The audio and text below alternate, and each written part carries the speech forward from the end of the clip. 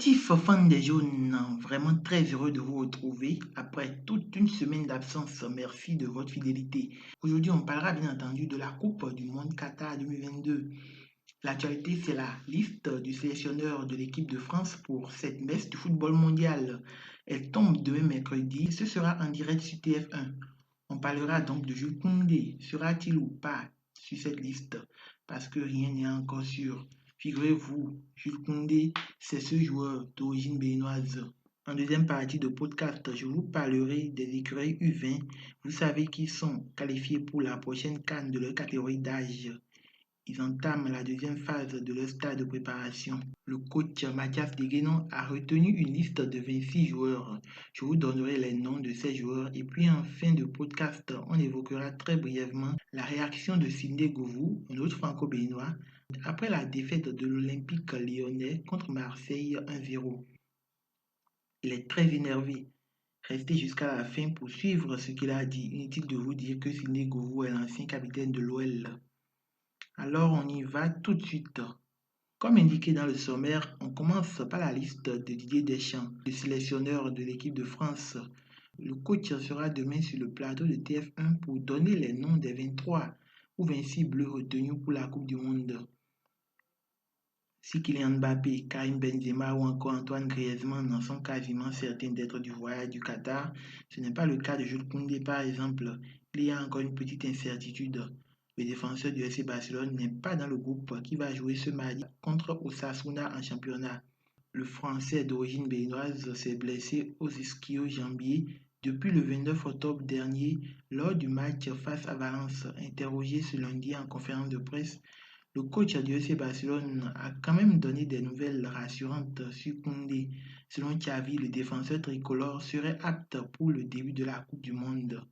Pour le coach, son défenseur a contracté une blessure mineure. On espère que Deschamps l'inclura dans le groupe, lui qui dit ne pas vouloir sélectionner des joueurs blessés pour cette Coupe du Monde. En tout cas, si ce n'est qu'une blessure mineure, une semaine est assez suffisante pour qu'il récupère. Si Koundé est sélectionné pour jouer la Coupe du Monde, il serait alors le deuxième joueur d'origine béninoise après Sidney Govou à avoir cet honneur. Tiens, d'ailleurs, Sidney Govou, on en parlera en fin de podcast. Ouvrons maintenant la page des écuries U20. Qualifiés pour la CAN de leur catégorie d'âge, les poulains de Mathias Deguenon vont entamer leur deuxième stage de préparation du 9 au 21 novembre prochain. Voici la liste des 26 joueurs retenus par le coach. Au poste de gardien de but, on a Rahman Karim de d'AGFC, Salas Fossou d'Ayema et David Agossa de FC Gendarmerie Djibouti.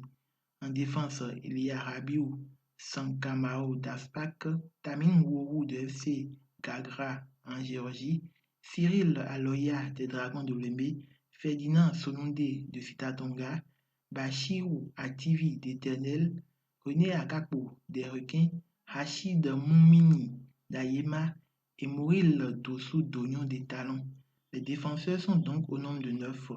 Quant au milieu, ils sont 6. Fadel Kakanakou de Coton FC, Hassan Maboumou de Coton FC, Zoukaniri Seibou de Lotopopo, Femi Monlade de Takouné, Dodo Doku de Smoua en Égypte et Rodolfo Aloko de Dinamo d'Aboumé.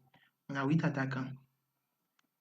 Bienvenue Vininoum de Lotopopo, Farid Edou de Dadi FC, Olatunyi Teslimi d'Ayema, Razak Rachidou de Soubemap, Soumaël Arompé de l'AS Cotonou, Zakiou Abdoulaye de Lotopopo, Khalilou Ibrahim de l'USS Krake et Boris Aliton de Coton FC.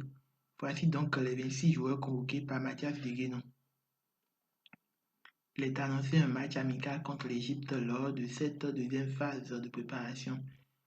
Inutile de vous rappeler que c'est l'Égypte qui organise ce tournoi dès le mois de février prochain.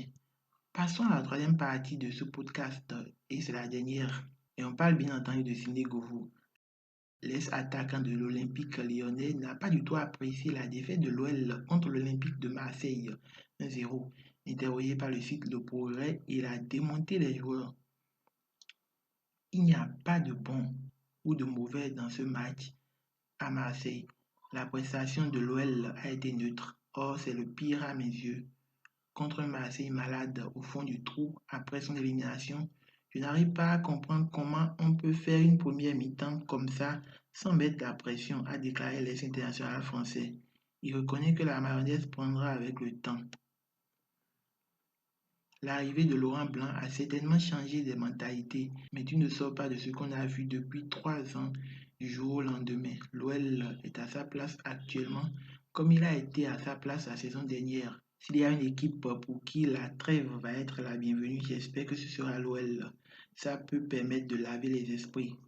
Le coach d'inculquer quelque chose de nouveau, a-t-il conclu. Alors, amis sportifs, merci de m'avoir suivi. Pour ceux qui veulent suivre les actualités de la Coupe du Monde, une série de vidéos commence demain sur votre chaîne. On se retrouve demain pour la liste des joueurs retenus par Didier Deschamps pour la Coupe du Monde Qatar 2022. Ciao, ciao.